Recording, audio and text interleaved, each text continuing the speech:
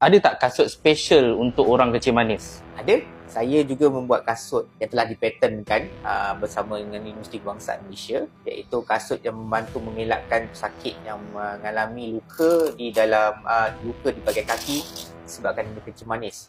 Ada beberapa banyak pattern yang kita lakukan. Antaranya pattern seperti ini, ada pattern seperti ini tertutup dan mempunyai zip yang memudahkan pergerakan supaya sakit senang masukkan kakinya dan nampak lebih cantik lah. Sebab kadang-kadang kita pesakit-pesakit kencing manis ni masih bekerja, jadi mereka memerlukan kasut yang lebih elegan supaya nampak lebih kemas ketika mereka bekerja lah.